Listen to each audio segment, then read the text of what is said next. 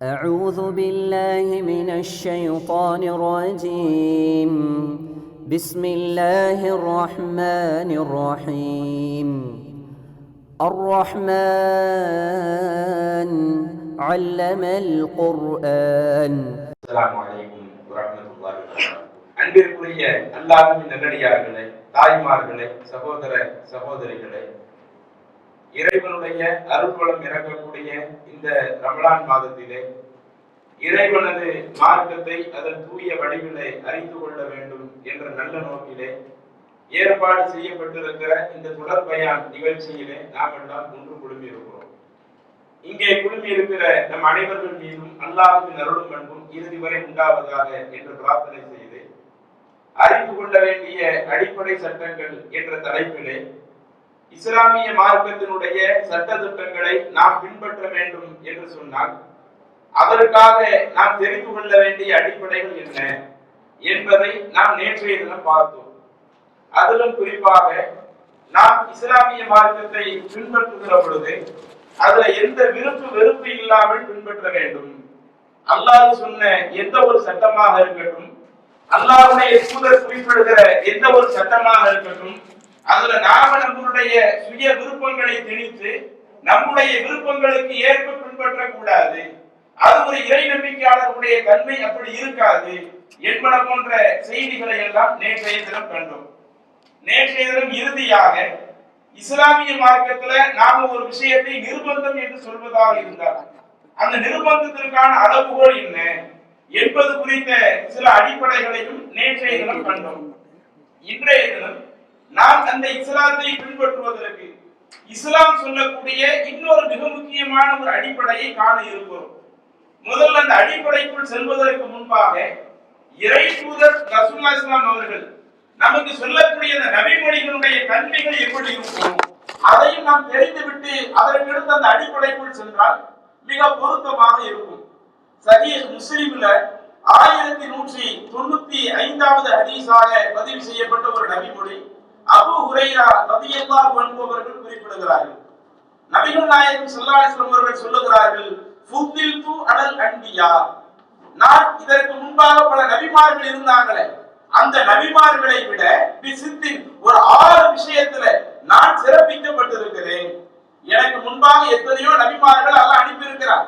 அதுல மற்ற நபிமார்களுக்கு வழங்காத சில சிறப்புகள் எனக்கு வழங்கப்பட்டிருக்கிறது என்று அல்லாஹ்வுடைய தூதர் சொல்லி அதுல ஒரு 6 விஷயத்தை மேற்கோள் காட்டுகிறார்கள். அதுல முதலாவது என்ன சொல்றாங்க தெரியுமா? உஹதீது ஜவாமில் கலம், நான் என்ன செய்யப்பட்டிருக்கிறேன், நான் சில வார்த்தைகளை மக்களுக்கு சொல்லுவேன், அல்லாஹ்வினுடைய சட்ட திட்டங்களை மக்களுக்கு சொல்லுவேன். நான் சொல்லக்கூடிய சட்டங்கள்ல பயன்படுத்துகிற வார்த்தையை நீங்க பாத்தீங்கன்னா மிக ரொம்ப குறைவாகத்தான் இருக்கும். சொற்பமான வார்த்தைகளை வச்சு நான் சில விஷயத்தை சொல்லுவேன்.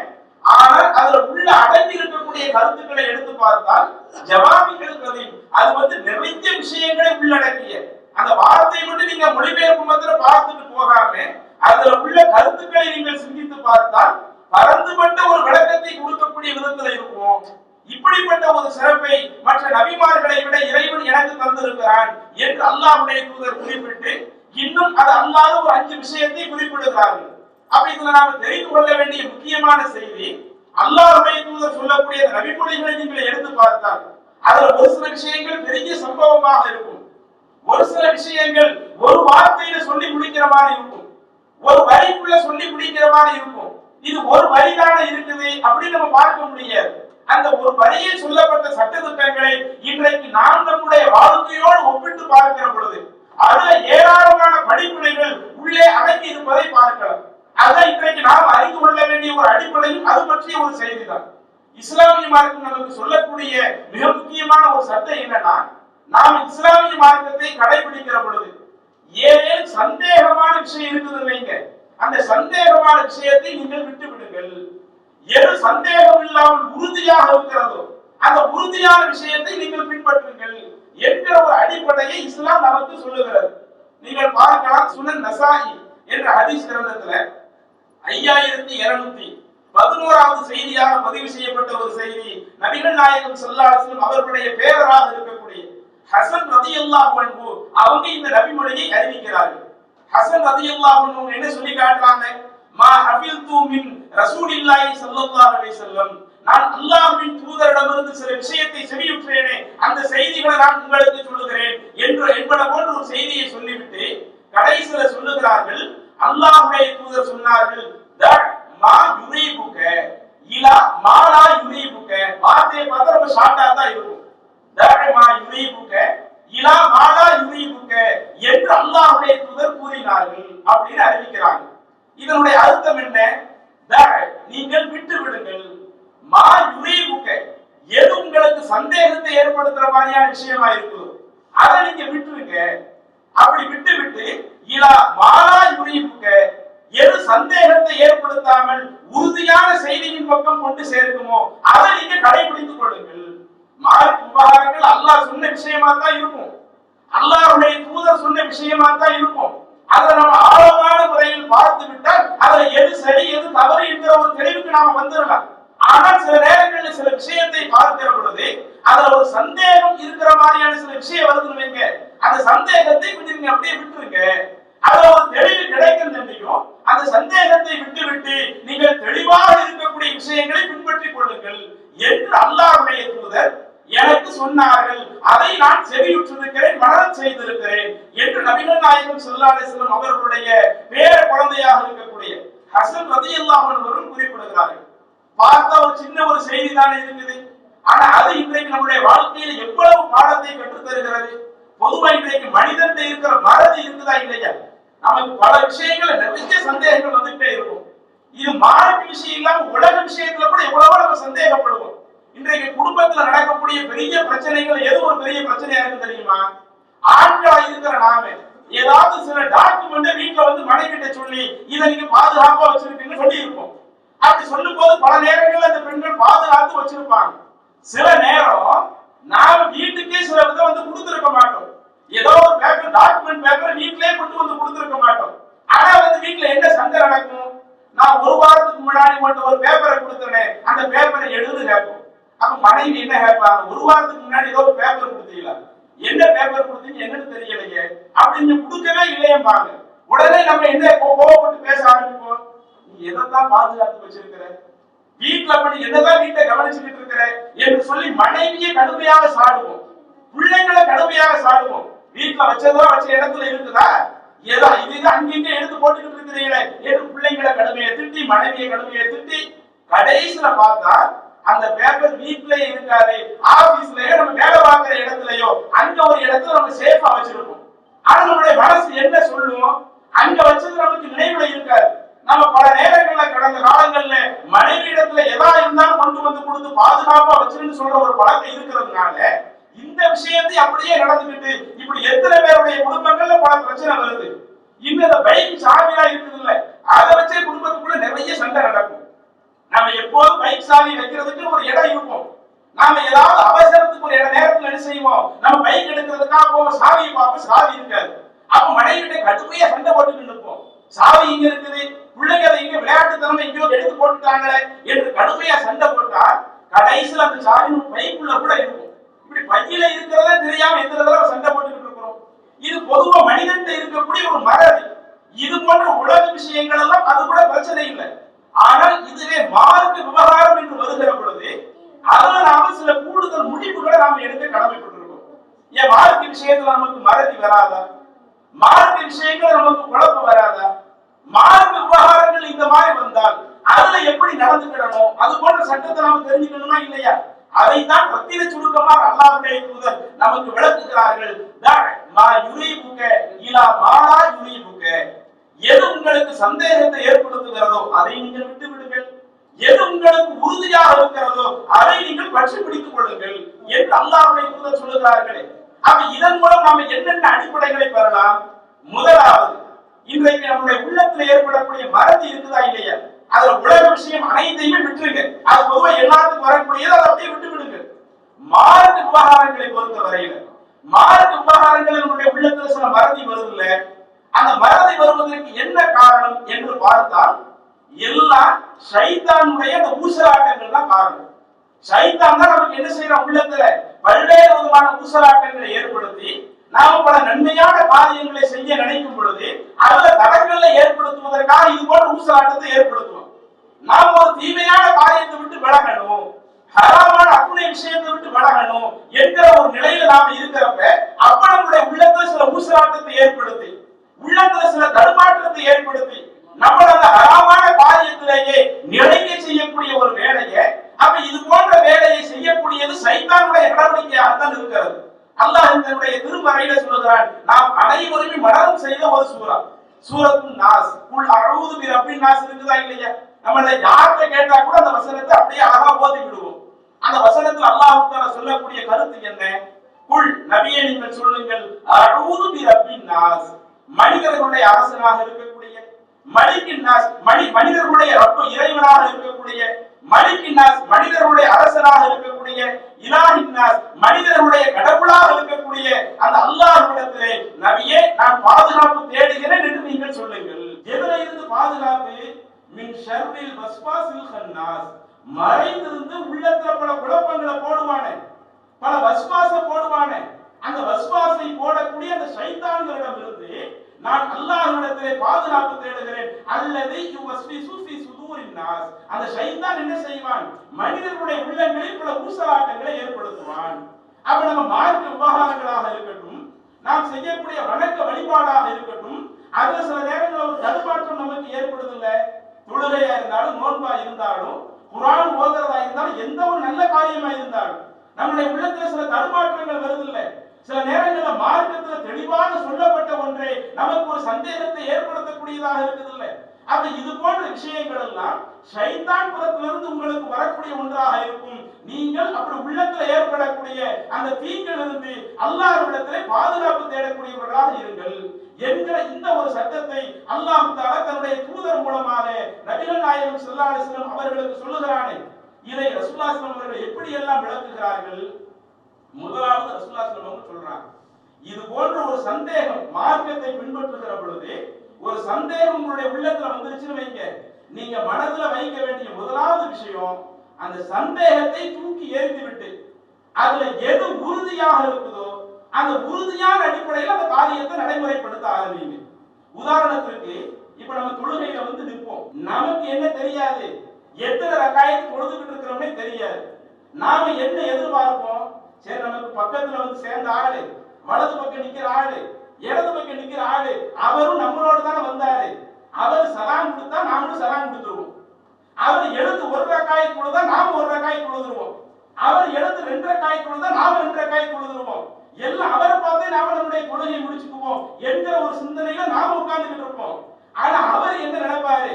அவர் நம்மளை பார்த்துச்சு, நமக்கே எத்தனை தொழுதுன்னு தெரியல, பக்கத்துல வந்தவரு பார்க்கிறதுக்கு அதிகமா தொழுகையாளி மாதிரி இருக்கிறாரு, தொழுகையில ரொம்ப பேடுதலா இருக்கிற மாதிரி இருக்கிறாரு, நம்ம அவரை பார்த்து தொழுதுக்குவோம். அப்ப இது போன்ற பல நேரங்கள்ல நம்ம தொழுகையில வந்து நிக்கிறப்ப எவ்வளவு தொழுதோம், 3 தொழுதோமா 4 தொழுதோமா என்கிற இது போன்ற விஷயங்கள் எல்லாம் நம்மளுடைய வாழ்க்கையில பல நேரங்களில் சந்திக்கிறோம்ல. அப்ப இது போன்ற ஒரு சந்தேகங்களை நாம் நம்முடைய வாழ்க்கையிலே அடைந்தால் அதை எப்படி எதிர்கொள்ள வேண்டும்? அல்லாஹ்வுடைய தூதர் சொல்லுகிறார்கள், சஹீஹ் முஸ்லிம்ல 1300வது செய்தியாக பதிவு செய்யப்பட்ட ஒரு நபிமொழி, அபூ சயீத் அல்-குத்ரி ரலியல்லாஹு அன்ஹு அவங்க இந்த நபிமொழியை அறிவிக்கிறார்கள். அல்லாஹ்வுடைய தூதர் என்ன சொல்றாங்களா? இதா ஷக்க அஹதுக்கும் ஃபீ ஸலாத்திஹி, உங்களில் ஒருவருக்கு தன்னுடைய தொழுகையிலேயே ஒரு சந்தேகம் ஏற்பட்டு விட்டால், சந்தேகம் என்றால் எப்படிப்பட்ட சந்தேகம்? ஃபலம் யுத்ரிக்கும் கம் ஸல்லா ஸலாத்தன் அம் அர்பஆ, நம்ம 3 தொழுதமா 4 தொழுதமா என்ன தொழுதோம்னே தெரியலையே என்கிற ஒரு சந்தேகம் உங்களுக்கு எழுந்து விட்டால் அதுக்கு ஒரு பொது விதியை ரசூலுல்லாஹி ஸல்லல்லாஹு அலைஹி வஸல்லம் அவர்கள் சொல்லுகிறார்கள். இது போன்ற மார்க்கத்துல இது தொழுகைக்கு மட்டும் சொல்லல, தொழுகைக்கு வெளியேயும் நமக்கு இதுதான் பொது விதி. இப்படி ஒரு சந்தேகம், இது செஞ்சமா அது செஞ்சமா என்கிற ஒரு டவுட் வந்துட்டாலேயே ரசூலுல்லாஹி ஸல்லல்லாஹு அலைஹி வஸல்லம் சொல்லுகிறார்கள், ஃபல் யத்ரஹி ஷக்க, முதல்ல நீங்க செய்ய வேண்டியது அதுல இருக்கிற சந்தேகத்தை தூக்கி எறிஞ்சிருங்க. இப்ப 3 தொழுதமா 4 தொழுதமா இதுல எது சந்தேகமா இருக்குது? 4வது ரக்காயத்து தொழுது இருக்கிறோம்ல, அதுதான் நமக்கு சந்தேகமா இருக்குது. அப்ப அதுல எது உங்களுக்கு சந்தேகமாக இருக்குதோ ஃபல் யத்ரஹி ஷக்க, அந்த சந்தேகத்தை முதலில் தூக்கி எறிந்து விடுங்கள். வல் யப்னி அலா மஸ்தயகன, எதுல நீங்க அதுல உறுதியாக இருந்தீங்களோ அந்த அடிப்படையில் உங்களுடைய தொழுகையை அமைத்துக் கொள்ளுங்கள். 3ஆ 4ஆனா எது கன்ஃபார்ம்? 3 ரக்காயத் தொழுது கன்ஃபார்ம். அப்ப 3 ரக்காயத்து தான் தொழுது இருக்கிறோம்னு ஒரு முடிவு எடுத்துட்டு அந்த 4 ரக்காயத்து சந்தேகம் வந்துச்சு இல்ல தொழுதமா இல்லையான்னு அதை நீங்கள் தூக்கி எறிந்து விடுங்கள். அப்ப அந்த சந்தேகத்தை தூக்கி எறிந்துவிட்டு எது உங்களுக்கு உறுதியாக இருக்கிறதோ அந்த அடிப்படையில் உங்களுடைய வணக்க வழிபாடுகளை அமைச்சுக்கிடுங்க. அப்படி அமைச்ச ஒருவேளை அடுத்து நமக்கு என்ன சந்தேகம் வரும்? ஒருவேளை நான் 4 ரக்காயத்து தொழுது இருந்தா, ஏன்னா 3ஆ 4ஆனா 3ன்னு இது ஒரு முடிவெடுத்து செய்கிற பொழுது நான் உண்மையிலே 3 தொழுதா பிரச்சனை இல்லை, நான் 4 ரக்காயத்து தொழுது அதுல எனக்கு சந்தேகம் வந்து 4 தொழுதனால ஒரு சந்தேகம் வந்து அப்ப அந்த 4 நான் விட்டுட்டு 3ன்னு ஒரு முடிவெடுத்து இன்னொரு ரக்காயத்து நான் தொழுதுட்டோம்னா அப்ப கூடுதலா ஒரு ரக்காயத்து தொழுத மாதிரி ஆகுது, 5 ரக்காயத்து தொழுகிற மாதிரி ஆகுது என்கிற ஒரு சந்தேகம் வரும்ல. ரசூலுல்லாஹி ஸல்லல்லாஹு அலைஹி வஸல்லம் அதற்கும் அதே பதிலை சொல்லி விடுகிறார்கள். சும்ம யஸ்ஜுது சஜதத்தைன் கபல ஐ ஸல்லிம, சலாம் சொல்றதுக்கு முன்னாடி 2 சஜதாவை நீங்கள் செய்து விடுங்கள் என்று சொல்லிவிட்டு அடுத்து சொல்லுகிறார்கள் ஃப இன் கான ஸல்லா ஹம்ஸன், ஒருவேளை ஒட்டுமொத்தமா அவர் 5 ரக்காயத்து தொழுதிருந்தாலும் ஷஃபஅன லஹு ஸலாத்தஹு, கடைசில 2 சஜதா பண்ணாருல அது அவருடைய அந்த தொழுகையை இரட்டைப்படையாக ஆக்கிவிடும். எனக்கு அந்த லுகர் தொழுகை இதுல இரட்டைப்படையில நம்ம தொழுகக்கூடிய ஒன்று, அதே மாதிரி அசர் தொழுகை இரட்டைப்படையில தொழுகக்கூடிய ஒன்று.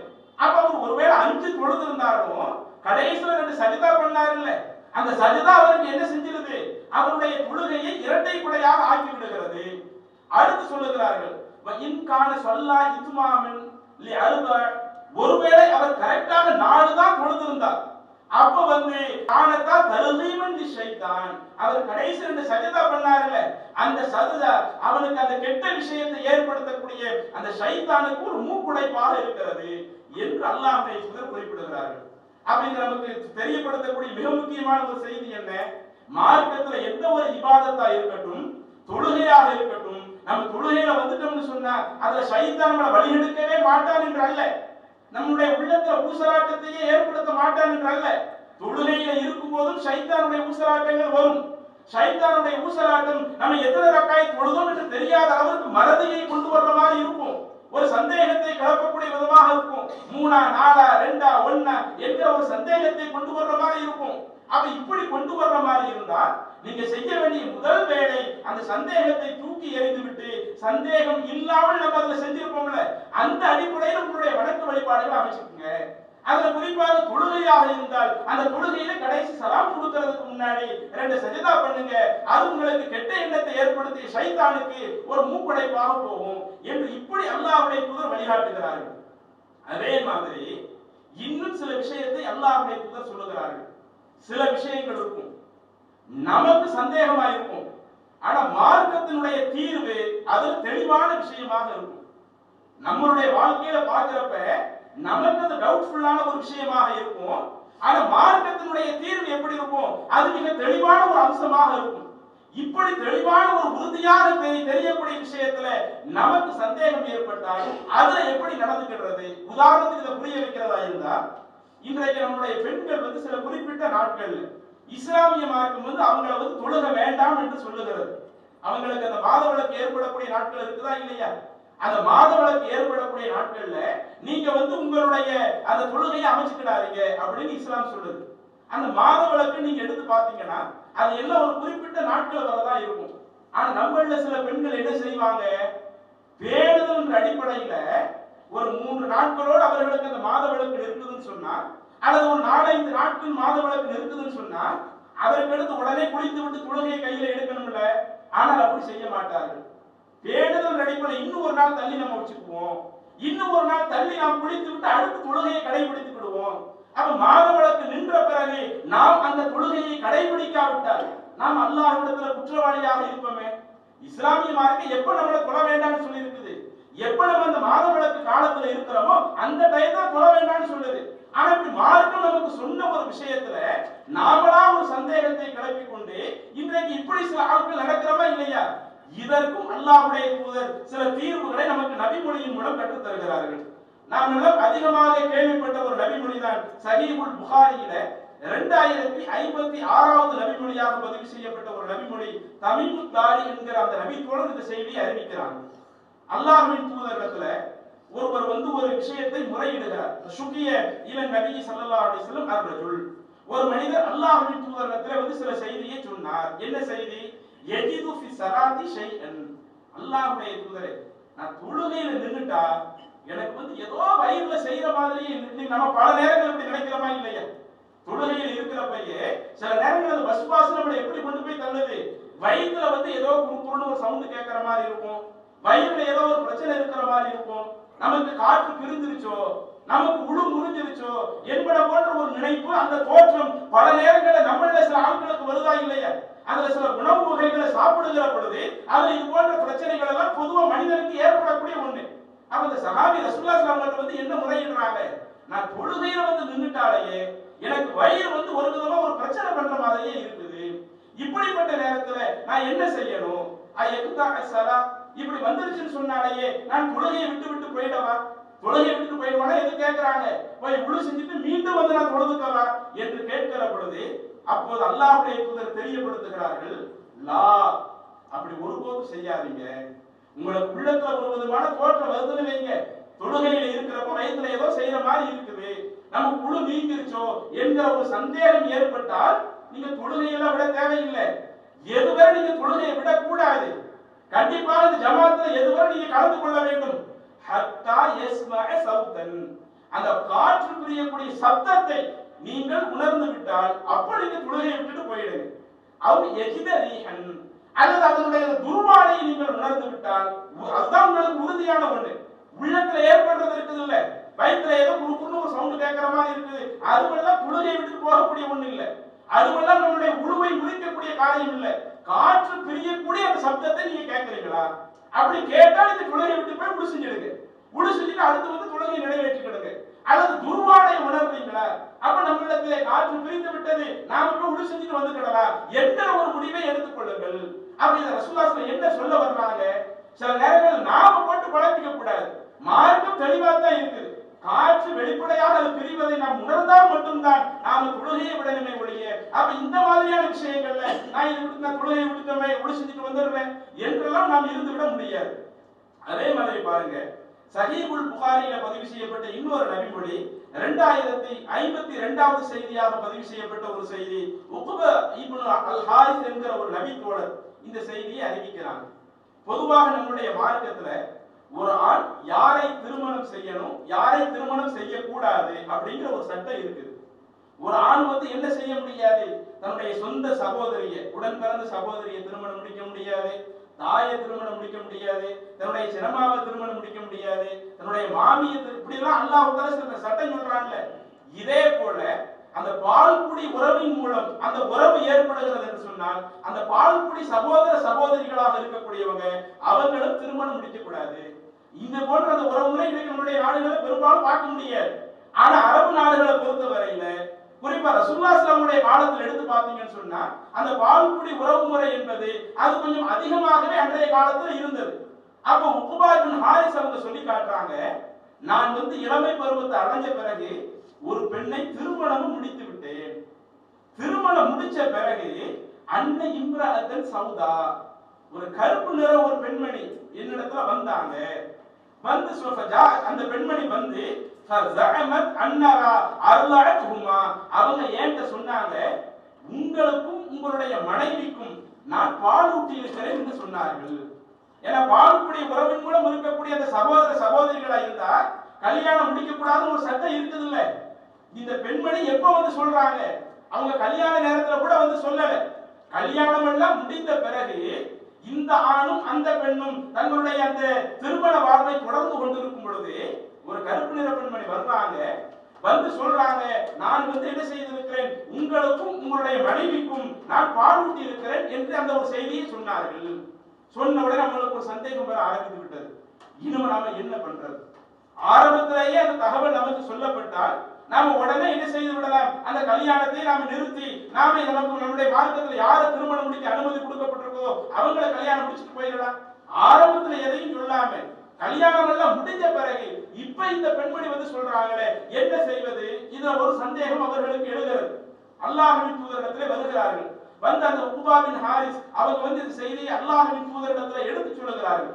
அப்படி எடுத்து சொன்ன உடனே இதை கேள்வியுற்ற அல்லாஹ்வுடைய தூதர் சொல்லுகிறார்கள், கைஃப வகதுகி, அதுதான் அந்த பெண்மணி தெளிவாகவே ஸ்டேட்மென்ட் கொடுக்கறாங்கல்ல, நானு உங்களுக்கும் உங்க மனைவிக்கும் பால் ஊட்டி இருக்கிறேனே அந்த பாலூட்டிய தாயாரே தெளிவா ஸ்டேட்மெண்ட் சொல்லிட்டாங்கல்ல. இப்படி அவங்க தெளிவாக சொல்லப்பட்ட பிறகு இதற்கு பிறகு நீங்க எப்படி கணவன் மனைவியாக தொடர முடியும்? நீங்க கணவன் மனைவியாக தொடர முடியாது என்று அல்லாஹ்வுடைய தூதர் அவர்களுக்கு உத்தரவிட்டார்கள் என்கிற ஒரு செய்தியை நாம் சஹீஹுல் புகாரில பார்க்கிறோம்.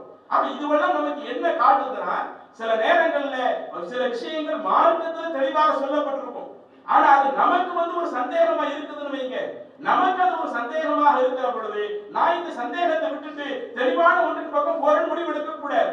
எதுல மார்க்கம் என்ன சட்டத்தை சொன்னதோ அந்த சட்டத்தை நம்முடைய வாழ்க்கையில நடைமுறைப்படுத்தக்கூடிய நபர்களாக இருக்கணும். இது நாம கவனிக்க வேண்டிய ஒரு செய்தி. எதுக்கு இது இந்த அளவுக்கு கொஞ்சம் அதிகமா வலியுறுத்தி சொல்றோம்னா, பல விஷயங்களை நாம என்ன பண்றோம்னா, மார்க்கம் நமக்கு சொல்லக்கூடிய சட்டத்தை அதுல நம்ம முறையாக கடைபிடிக்காததுனால எவ்வளவோ நன்மைகளை இழந்துகிட்டு இருக்கோம்.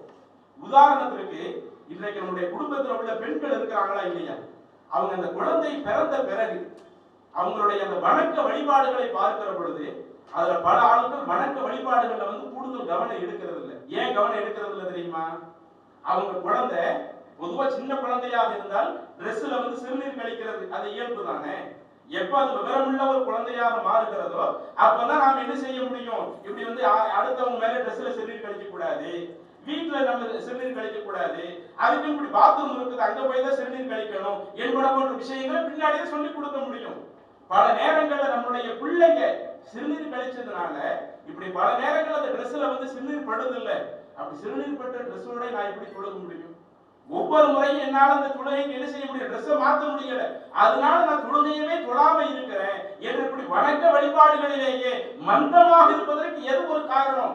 தேவையற்ற சந்தேகங்கள் அவங்களே உருவாக்கிக்கிட்டு, தேவையற்ற குழப்பங்கள் அவங்களே உருவாக்கிக்கிட்டு, இப்படி ஆடையில சிறுநீர் பட்டுச்சு, சிறுநீர் பட்ட ஆடையோட நம்ம எப்படி தொழுதுட்டே இருக்க முடியும்? ஒவ்வொரு 5 நேரம் நம்ம ட்ரெஸ் மாத்திட்டே இருக்க முடியாது என்று சொல்லி அந்த வணக்க வழிபாடே நம்ம செய்யாம இருக்கிறோமே. ஆனா மார்க்கம் நமக்கு என்ன சொல்லுது? அல்லாஹ்வுடைய தூதர் அழகா தெளிவா சொல்லி விடுகிறார்கள். குழந்தையாக இருந்தால் திடப்பொருள் சாப்பிடாத குழந்தையா இருக்குதா, அந்த திடப்பொருள் சாப்பிடாத குழந்தையில ஆண் குழந்தையினுடைய சிறுநீர் ஆடையில பட்டுச்சா, ரொம்ப அரட்டிக்காதீங்க. சும்மா தண்ணீரை தெளித்து விட்டால் கூட போதுமானது, ட்ரெஸ் கழுவ வேண்டிய தேவையில்லை.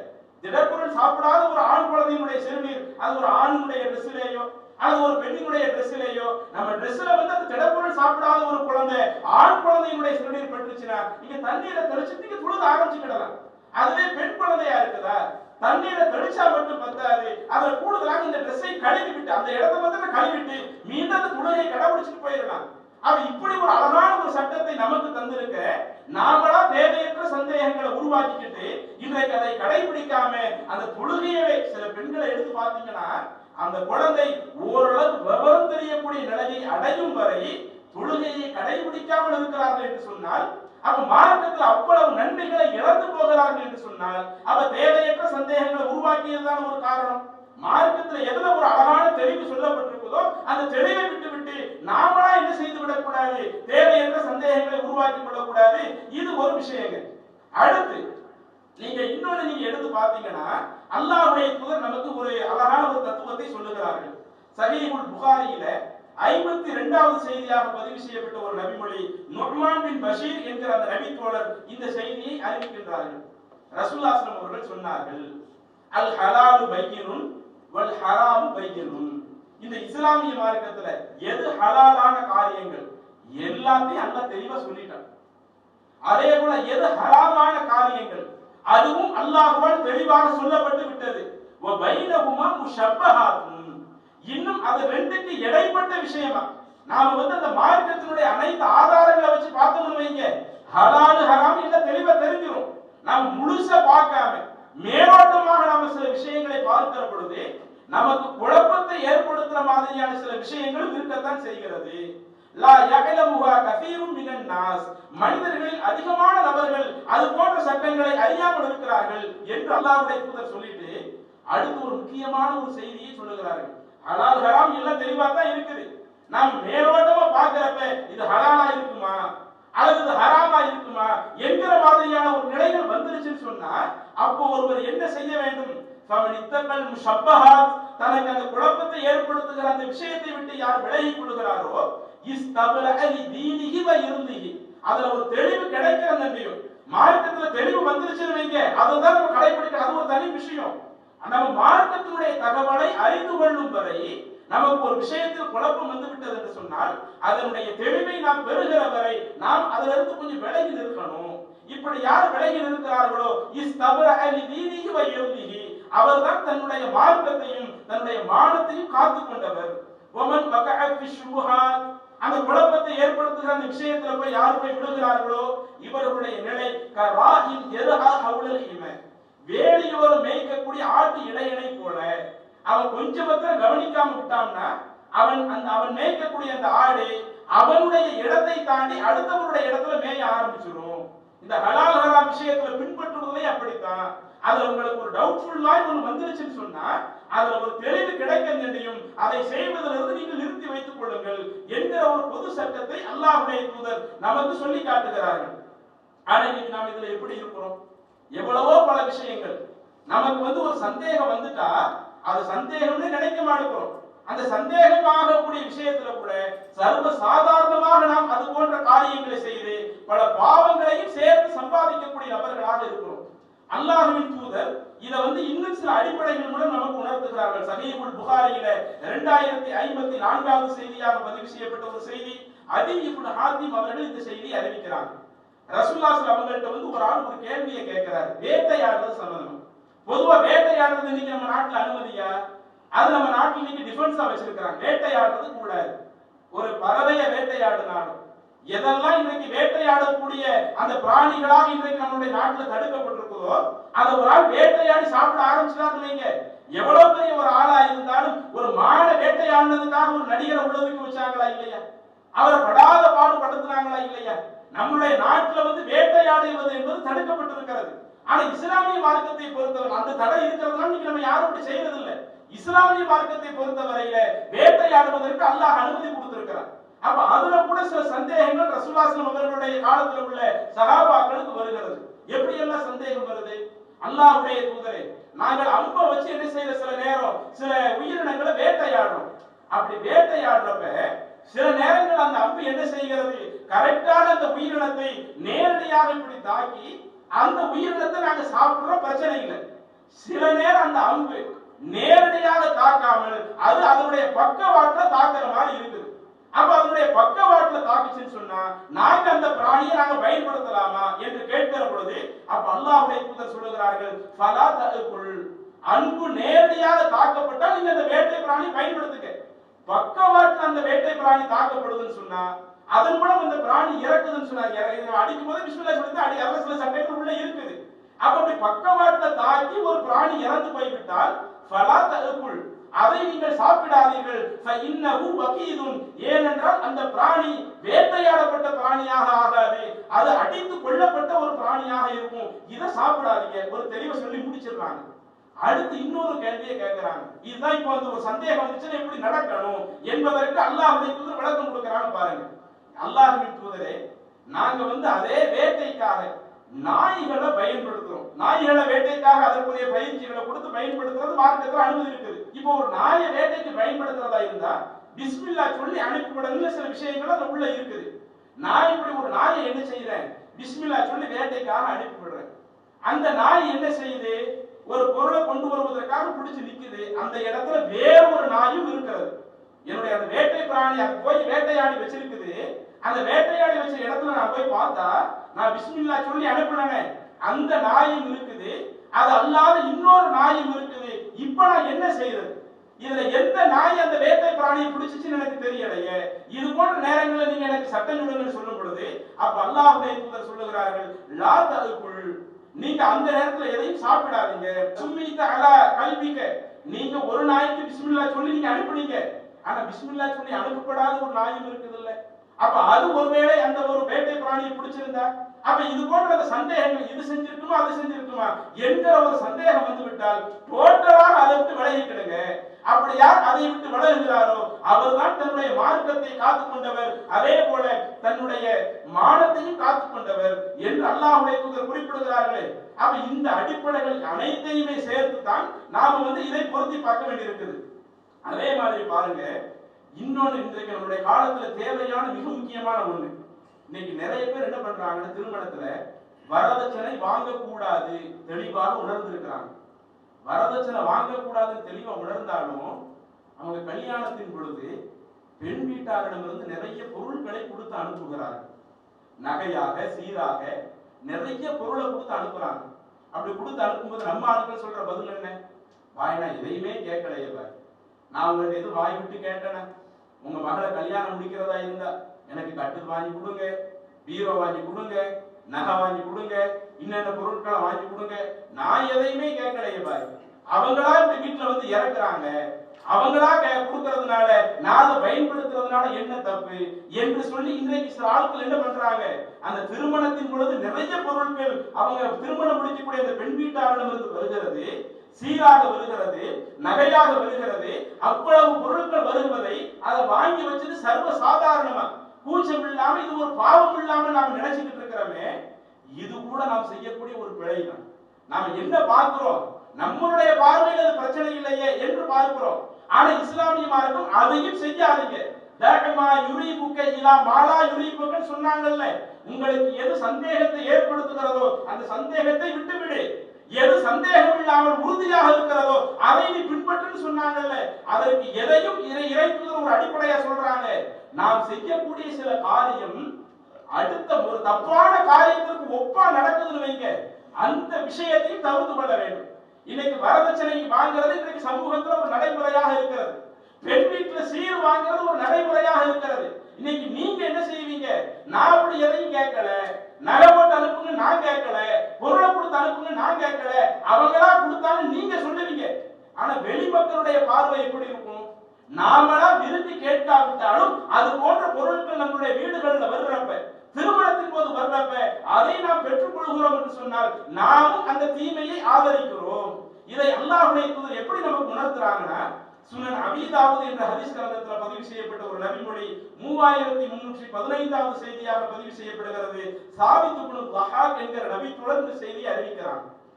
ரசூலுல்லாஹி ஸல்லல்லாஹு அலைஹி வஸல்லம் ஒரு ஆள் வர்றார், வந்து சொல்றாரு, நதர ரஜுலுன் அலா அஹ்தி ரசூலுல்லாஹி ஸல்லல்லாஹு அலைஹி வஸல்லம் ஐ யன்ஹர இப்லன் பி புவானத.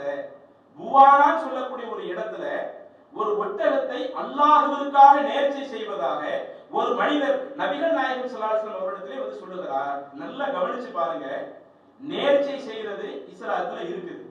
அவுலியாக்களுக்கு நேர்ச்சை செய்யறது அது கூடாது, அடுத்தவங்களுக்காக நேர்ச்சை பண்றது அது கூடாது. அல்லாஹ்வுக்காக நேர்ச்சை செய்யலாம் தானே?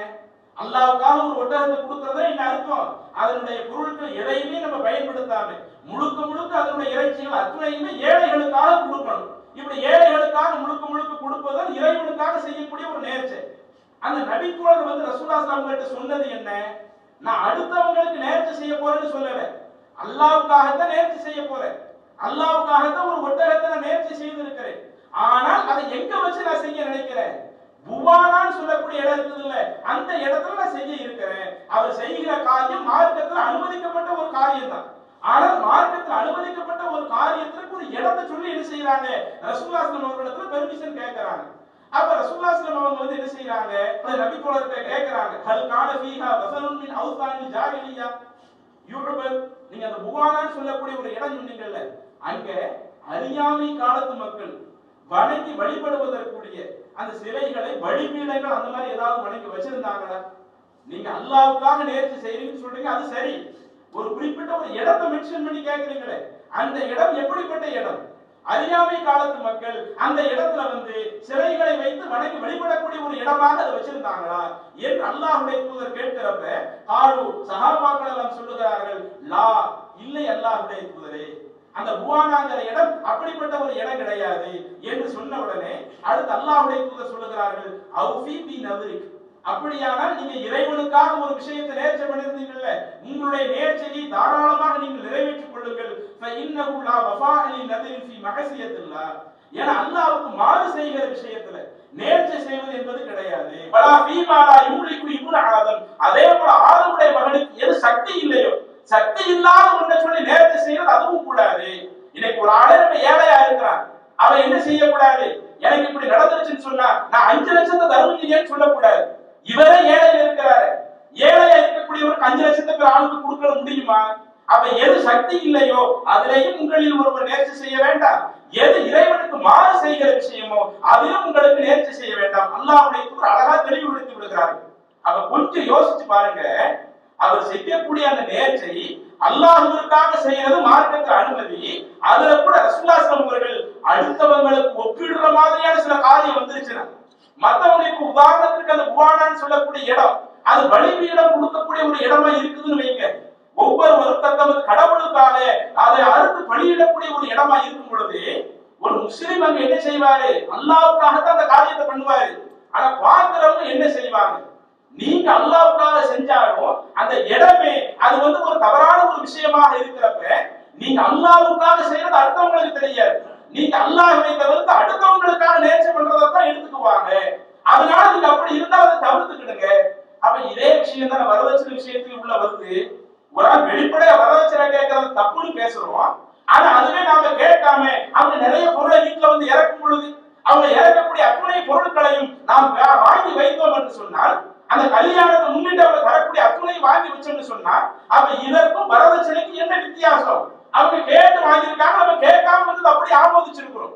அப்ப எந்த ஒரு விஷயம் அது மற்ற ஒரு தவறான விஷயத்திற்கு முன்னுதாரணமாக இருக்குமோ அதை வந்து நாம வந்து கேட்காம செய்தாலும் அது மார்க்கம் வந்து இல்ல, நான் வெளிப்படையா கேட்கலையே, நான் வெளிப்படையா கேட்டா தானே தப்பு என்று அந்த இடத்துல என்ன செய்யக்கூடாது? ஒரு விஷயம் மார்க்கத்துல தவறாக இருக்கும் பட்சத்துல அதை நாம் வேற ஒரு நோக்கத்தினால செஞ்ச என்று சொல்ல முடியாது. அதே மாதிரி பாருங்க, இன்றைக்கு நம்ம சில பெண்கள் நகை போடுறாங்களா இல்லையா? போடக்கூடிய நகையிலேயே இடையில கருப்பு கலர்ல என்ன செஞ்சிருப்பாங்க? கருகமணியை உள்ள சேர்த்திருப்பாங்க. ஆரம்பத்துல அந்த கருகமணிக்கு தான் எவ்வளவோ நம்ம பிரச்சாரம் பண்ணியிருப்போம். கல்யாணத்தின் பொழுது இன்றைக்கு நீங்க போடக்கூடிய கருகமணி இது மத்த சமுதாயத்துல தாலிக்கு ஒப்பாக இருக்குது. அந்த தாலிக்கு ஒப்பாக அவங்க எந்த நம்பிக்கையில போடுறாங்களோ, நீங்க கருப்பு கலர் மார்க்கத்துல அனுமதி தான். ஒரு பெண்ணு கருப்பு கலர்ல கழுத்துல பாசி போடுறது மார்க்கத்துல தடை இல்லை. ஆனா இதை திருமணத்தின் போது போடுறீங்கன்னு சொன்னா இது பிறகு சமூகத்தினுடைய தாலிக்கு ஒப்பாக இருக்கிறது. இன்னும் அதை அணுகிற பொழுது நம்முடைய சமூக பெண்களுடைய நம்பிக்கையே அது தாலிக்கு ஒப்பாக இருக்கிறதுனால மார்க்கத்தில் அனுமதிக்கப்பட்ட ஒன்றாக அந்த கருப்பு கலர் இருந்தாலும் கருப்பு கலர் பாசி போடுறது இருந்தாலும் அது மற்ற சமூகத்திற்கு ஒப்பாக இருக்கிறதுனால போடாதீங்க என்று ஆரம்பத்துல பேசணும்ல. ஆனா இன்னைக்கு நம்ம ஆட்கள் எப்படி எல்லாமே டெக்னாலஜி வளர்ந்துட்டு இருக்குது இல்ல, இப்ப அந்த கருகமணியை கூட எப்படி மாத்தி வச்சுட்டாங்க? செயின்ல இடையில அந்த கருப்பு கலர் பாசி போட்டு அதுக்கு சும்மா பயன்படுத்திட்டு கேட்டா, நாங்க செயின் தானங்க போட்டிருக்கிறோம், செயின்ல இடையில கருப்பு கலர் பாசி போட்டா தப்பா? செயின்ல இடையில வெள்ளை கலர்ல பாசி போட்டா தப்பா? செயின்ல இடையில சிறப்பு கலர்ல ஏதாவது கல் வச்சா தப்பா? அது எப்படி தப்பு இல்லையோ அந்த மாதிரி இடையில நான் கருப்பு கலர் வச்சா தப்பு இல்லை. அப்ப இந்த கருப்பு கலர்ல இப்படி கருகமணி போடுவது மற்ற சமூகத்திற்கு ஒப்பாக இருக்குது. அப்ப நம்ம அந்த தீமையான காரியத்தை விட்டு விலகுவது எது நமக்கு குழப்பத்தை ஏற்படுத்துகிறதோ அதிலிருந்து விலக வேண்டும் என்று அல்லாஹ்வுடைய தூதர் சொன்னது எதையும் சேர்த்துத்தான் உள்ளடக்கும்.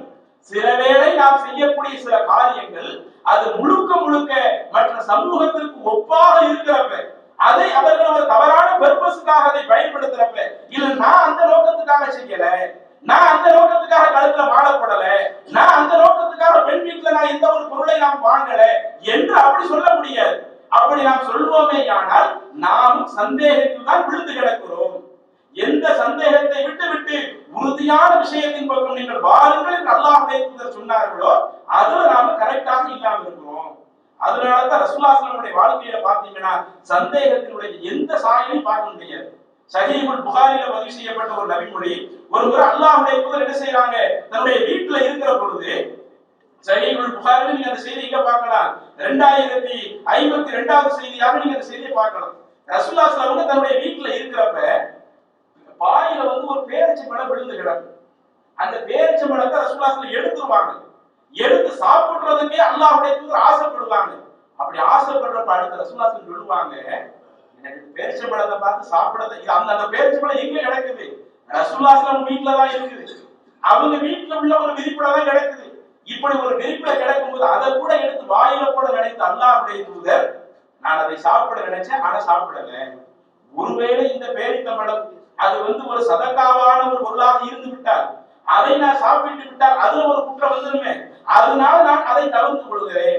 ஏன்னா அந்த மஸ்ஜித் நபவி அல்லாஹ்வின் தூதரை வீடு எல்லாம் அந்த அளவுக்கு ஒருங்கிணைந்து ஒன்றோடு ஒன்று பின்னி பிணைந்த இடமாக இருந்தது. அப்ப அதுல பல பொருட்கள் மஸ்ஜித் நபவியில் இருக்கிறப்ப அந்த ஜகாத் பொருள் இருந்து ஒண்ணு இங்க வந்து அதை நான் எடுத்து சாப்பிட்டு விட்டால் அது அல்லாஹ் தஆலா என்னை அப்ப இந்த அளவுக்கு ரசூலுல்லாஹி ஸல்லல்லாஹு அலைஹி வஸல்லம் பேணுதலா இருந்திருக்காங்களா? நாம வந்து பெண் வீட்டார் தரக்கூடிய இந்த பொருட்களை எல்லாம் வாங்கணும்னா அந்த வரதட்சணைக்கு ஒப்பாடு நடக்கிற மாதிரி கேட்டா நான் கேட்கவே இல்லை என்று சொல்லிக் கொண்டான். அப்ப இது போன்ற விஷயங்களை எல்லாம் நம்ம தவிர்த்து கொள்ளணும். அப்ப இந்த அடிப்படையை நாம் புரிந்து கொள்ள வேண்டும் என்றால் அல்லாஹ்வுடைய சொன்னார்களே யுரிபுக இலா மாலா யுரிபுக, எது உனக்கு சந்தேகத்தை ஏற்படுத்துகிறதோ அதை நீங்கள் விட்டு விடுங்கள், சந்தேகம் இல்லாததின் பக்கம் உறுதியாக செல்லுங்கள். இதை நாம் கடைபிடித்துக் கொள்ள வேண்டும். அடுத்து நாம் இஸ்லாத்தை பின்பற்றுவதனுடைய இன்னொரு மிக முக்கியமான ஒரு அடிப்படை, சில நேரங்கள்ல சில விஷயம் நமக்கு பாவம் என்றே தெளிவா தெரியும். பாவம் என்றே தெளிவாக தெரிந்த பிறகு அந்த பாவத்தில் துணை போகக்கூடிய நபர்களாக நாம் இன்னைக்கு இருந்துட்டு இருக்கோம். வெளிப்படையாகவே சில நேரங்கள் அதை தப்பு பண்றோம். உதாரணத்துக்கு நாம் ஒரு வீடு கட்டுறோம்னு வைங்க. இன்றைக்கு வீடு கட்டுகிற பொழுது அந்த வீடு கட்டக்கூடிய மேஸ்திரி கொத்தனார் இருக்கிறாங்களா இல்லையா, பூமி பூஜைன்னு சில விஷயத்தை செய்வார்கள். நாம் அந்த பூமி எந்த இடத்துல பூஜை செய்யப்படுது, நமக்கு சொந்தமான இடம், நம்ம காசு கொடுத்து கட்டக்கூடிய ஒரு இடம், நமக்கு சொந்தமான நாம காசு கொடுத்து கட்டக்கூடிய இடத்தில் எதற்காக பூமி பூஜை செய்யப்படணும்? இன்னும் சொல்லப்பட சில பள்ளி வாசல்களை இன்றைக்கு கட்டப்படுகிற பொழுது இன்றைக்கு அடுத்தவங்க வந்தால் அதை பூஜை என்ற அடிப்படையில் செய்கிறார்கள். நம்ம அந்த பூஜைக்கு பதிலாக எப்படி மாத்திடுறாங்க, ஃபாத்திஹா ஒரு செங்கலை எடுத்து வச்சு ஃபாத்திஹா ஓதி இப்படி செய்யக்கூடிய ஆளாக இன்னைக்கு இருக்கிறாங்களே. இது எங்க மார்க்கத்துல இருக்குது? அல்லாஹ்வுடைய அப்படி எது கட்டுறாங்களா? ஒரு வீடு கட்டுறதுக்கு முன்னாடி நீங்க அந்த வீட்டுல உள்ள செங்கலை எடுத்து வச்சு ஃபாத்திஹா ஓதுங்க.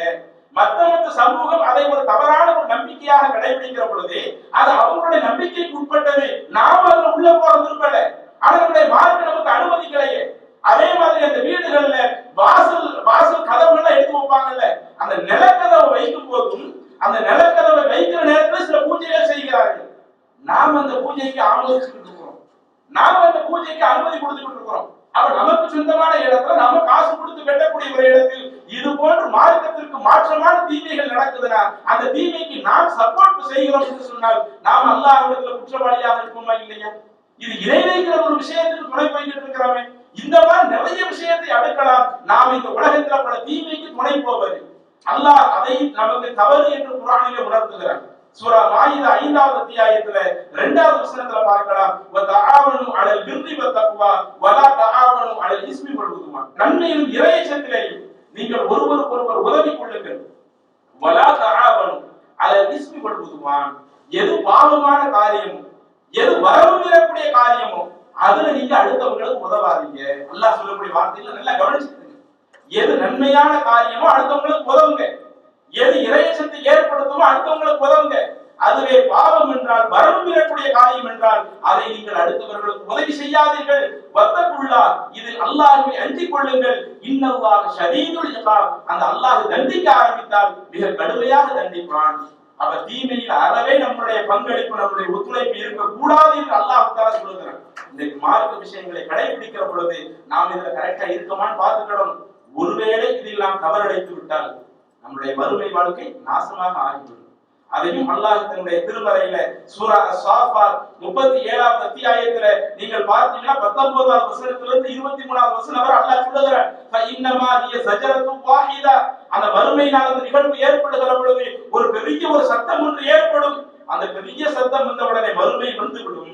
ஃபஇதாஹும் யன்துரூன், அப்போது மக்கள் எல்லாம் அங்கே பார்க்கக்கூடியவர்களாக இருப்பார்கள். வகாலு, அப்போது மக்கள் சொல்வார்கள், யா வைலனா ஹாலா யௌமுத்தீன், எங்களுக்கு ஏற்பட்ட கேடை, இப்படி அல்லாஹ் மறுமையை கொண்டு வந்து விட்டானே என்று அந்த மனிதர்கள் புலம்புகிற பொழுது, ஹாலா யௌமுல் ஃபஸ்ல் அல்லதி குன்தும் பிஹி துகذிபூன், நீங்கள் எதை பொய் என்று சொல்லிக் கொண்டிருந்தீர்களோ அந்த நாள் இதுதான் என்று அல்லாஹ் சொல்லிவிட்டு அடுத்து அல்லாஹ் சொல்லுவானா, வஹ்ஷுருல் லதீன ஸலமு, இன்றைய தினம் யார் தவறுகள் செய்தவர்களாக இருந்தார்கள், வஅஸ்வாஜுஹும், அந்த தவறுகளுக்கு துணை போன ஆட்கள் இருப்பாங்கல்ல, அப்படிப்பட்ட நபர்கள், வமா கான யஅபுதுன மின் தூனில்லாஹ், அல்லாஹ்வை விட்டுவிட்டு அடுத்தவர்களை வணங்கிய நபர்கள், இவர்கள் அனைவரையும் நீங்கள் ஒன்று திரட்டுங்கள். மலக்குமார்களுக்கு அல்லாஹ் சொல்லுவான், தப்பு செஞ்சவங்களையும் ஒன்று திரட்டுங்க.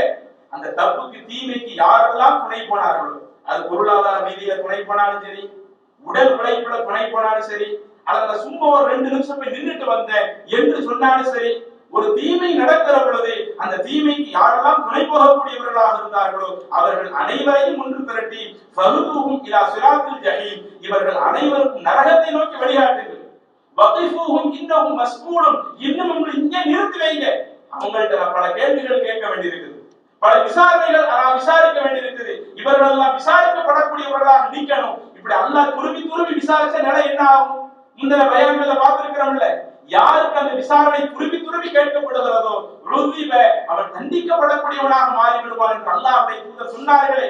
அப்ப இந்த செய்திகளை எல்லாம் மனதிலே பதிய வைத்துக் கொண்டு நாம் நம்முடைய மார்க்கத்திலே எது நன்மையான விஷயமாக சொல்லப்பட்டிருக்கிறதோ அதை நாம் செய்வோம், பிறருக்கு ஏவுவோம்.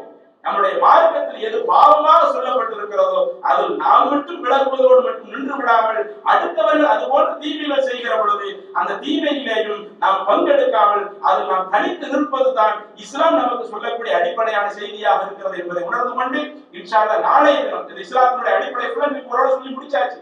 நாளைய தினத்திலிருந்து இஸ்லாத்தில் இருக்கக்கூடிய கிளைகள் இருக்கக்கூடிய சில சட்டங்கள், குறிப்பாக இந்த ரமலான் மாதத்துல நம்ம அதிகமாக பள்ளிவாசலுடைய தொடர்புல இருக்கிறோமா இல்லையா, அந்த பள்ளிவாசல்ல நம்ம பேண வேண்டிய சில அடிப்படையான சட்டங்கள், இது அல்லாத இதர சட்டங்களை எல்லாம் இன்ஷா அல்லாஹ் நாளைய தினத்திலிருந்து நம்ம பார்க்கலாம். அஸ்ஸலாமு அலைக்கும் வரஹ்மத்துல்லாஹி வபரகாத்துஹு. அல்லாஹு அக்பர், அல்லாஹு அக்பர்.